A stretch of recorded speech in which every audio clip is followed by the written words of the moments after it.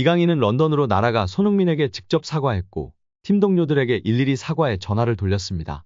그는 저의 짧은 생각과 경솔한 행동으로 흥민이 형을 비롯한 팀 전체, 축구 팬 여러분께 큰 실망을 끼쳐드렸다고 했습니다. 또 흥민이 형을 직접 찾아가 진심으로 사과를 드리는 게 중요하다 생각했다. 프랑스 현지 매체도 이강인의 사과에 대해 대대적 보도를 하며 화제입니다. 프렌치 풋볼 위클리는 21일 아시안컵 이후 한국 대표팀은 몇 주 동안 스캔들이 일어났다. 한국 대표팀 두 스타 선수 손흥민과 이강인 사이에 충돌이 일어났고 한국축구협회도 인정했다며 손흥민의 제지에 이강인 등 어린 선수들은 욕설을 내뱉으며 싸움을 벌였다.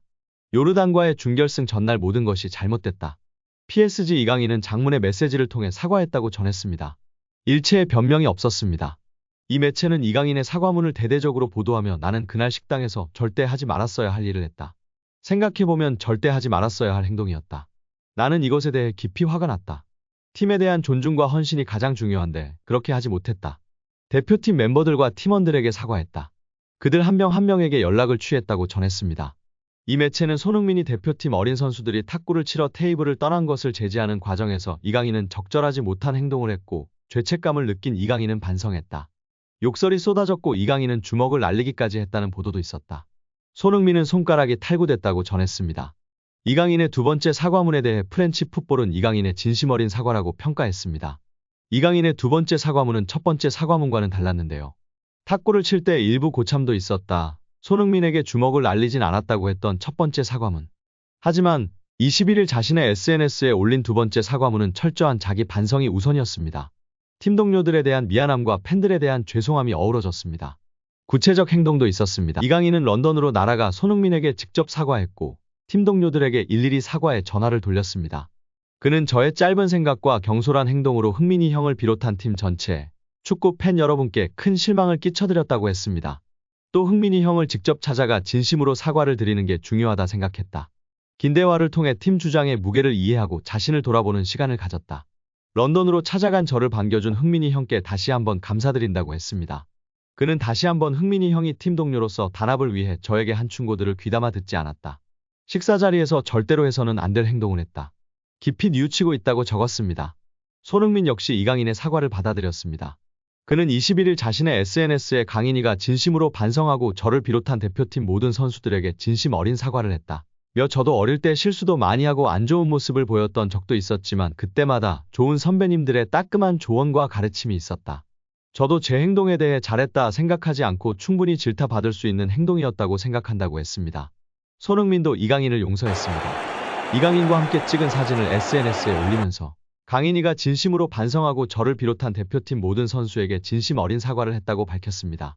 이어 강인이가 이런 잘못된 행동을 다시는 하지 않도록 저희 모든 선수가 대표팀 선배로서 또 주장으로서 강인이가 보다 좋은 사람, 좋은 선수로 성장할 수 있도록 옆에서 특별히 보살펴 주겠다고 덧붙였습니다. 시즌 중에 움직이는 것이 쉽지 않았을 텐데 당연히 런던으로 찾아가서 직접 사죄해야 하는 것이 맞는 것이고 이를 겪으면서 위궤양으로 아파서 시기를 놓쳤고 바로 경기가 있어 시기가 늦어진 것으로 보입니다. 경기 후 손흥민 선수와도 스케줄을 확인하고 바로 이렇게 찾아뵙고 사죄한 것은 정말 다행이라고 생각합니다. 한 번의 실수는 있을 수 있고 용서받았으니 앞으로 더욱 국가대표팀에 대한 사랑과 무게감을 잘 알았으리라 생각되어집니다. 과거 한국 축구 대표팀의 주장을 맡기도 했었던 베테랑 미드필더 기성용은 손흥민의 SNS 해당 게시글에 하트 이모티콘과 함께 최고다라며 이들을 응원했습니다. 이어 국내 축구 팬들도 악성 댓글 다는 사람들 보면 누구 하나 궁지에 몰려고 작정한 것 같다. 사람들 지내는 곳에서 일어날 법한 소동인데 진심으로 반성하고 앞으로 더 좋은 모습 보이면 될 일이다. 등의 댓글로 이강인을 옹호하는 반응을 보였습니다. 또 해외 축구 팬들도 SNS를 통해 손흥민은 축구와 인생의 가장 완벽한 주장이다. 손흥민은 진정한 신사의 품격을 보여줬다. 등의 긍정 반응이 나왔습니다. 또한 이강인 팬으로 유명한 방송인 파비앙 씨가 이강인 선수의 게시물에 잘했다. 사람은 실수할 수도 있다. 고생 많았다. 힘내고 16강 2차전 멀티골 갑시다. 라는 응원 댓글을 남겨 눈길을 끌었습니다. 그는 손흥민 선수의 게시물에도 역시 손이라며 댓글로 감격을 표했습니다. 또한 지난 19일 생일을 맞은 이강인 선수를 축하며 파리 생제르맹 공식 계정에서 생일 축하 게시물을 올렸습니다. 1분 남짓의 이강인 선수의 하이라이트 영상을 함께 게재하였는데요. 현지 팬들은 최고의 한국인, 더 많이 파리에서 활약해라, 메시의 이미지를 올리거나 외질보다 더 낫다라는 등의 극찬으로 축하해줬습니다. 한국에 부임할 뻔한 감독 5명에 대해 살펴보겠습니다. 오늘은 호세 보르달라스, 반프롱크 호스트, 모레노 등 5명의 감독에 대해 소개하려고 하는데요. 이들 감독은 한국 대표팀의 감독 후보로 언급된 적이 있었으며 각자의 강점과 경력을 통해 한국 축구에 기여할 수 있는 잠재력을 가지고 있다는 평가가 있었습니다. 그럼 자세한 내용 함께 살펴보도록 하겠습니다. 클린스만 대신 우리나라 감독이 될 뻔한 감독 탑5를 선정하였습니다. 5위는 호세 보르달라스입니다. 호세 보르달라스는 1960년에 태어났으며 축구 감독으로서의 경력을 쌓아왔습니다. 그는 헤타페에서 2010년부터 2019년까지 약 9년간 감독으로서 팀을 이끌었습니다. 그동안 헤타페는 라리가 2부에서 경기를 치르며 주로 중위권에서 활약했습니다. 보르달라스는 헤타페에서 강력한 수비 전술로 유명했습니다. 그는 팀의 수비력을 강화하고 공격적인 전략을 펼치는 데 주력했습니다. 그 결과 헤타페는 그의 지도 아래에서 안정적인 성적을 유지하며 라리가 2부에서 경쟁력을 갖추게 되었습니다. 2016년 스페인 라리가 2부 리그에 있던 헤타페 감독직을 맡아 단숨에 라리가 승격을 이룬 그는 스페인 1부 리그로 올라오자마자 첫 해부터 8위란 엄청난 돌풍을 일으켜 주목을 받습니다. 보르달라스 감독의 트레이드 마크도 같은 두 줄 수비를 헤답에 입히면서 다른 타 팀들에 비해서 적은 돈을 가지고 리그를 운영해야 하는 사정을 딛고 기대 이상의 성적을 거둔 것입니다. 당시 측면에서 스루패스, 크로스, 침투, 중거리 슈팅 등 다양한 공격 루트를 이용했다는 점.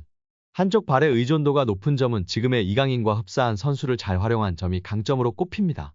이 보르달라스 감독의 장점 중 하나는 단기간에 팀을 완성시킨 것인데 매 시즌마다 발전하는 모습을 보였고 부임 4년 동안 라리가에서 12위권을 유지했다는 것입니다. 4-4-2 두 줄 수비 전술은 이미 벤투 감독 부임 초기 때 전략과 비슷해 보이지만 빌드업을 구사하고 거친 몸싸움을 구사하는 특징이 있습니다.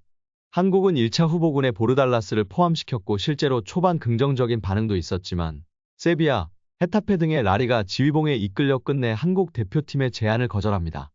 2023년 다시 헤타페의 지휘봉을 잡은 뒤 그는 강등 위기에 내몰린 헤타페 리그 마지막 6경기에 등장해 3승 2무 1패를 기록하며 다시 팀을 1부 리그에 잔류시키는 매직을 선보입니다.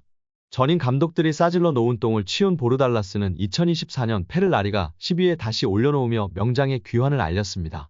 4위는 에르베 르나르입니다. 러시아 월드컵 이후 한국 대표팀의 후보로 올랐지만 르나르 감독과의 계약을 위한 거액의 위약금 문제로 인해 이뤄지지 못했습니다.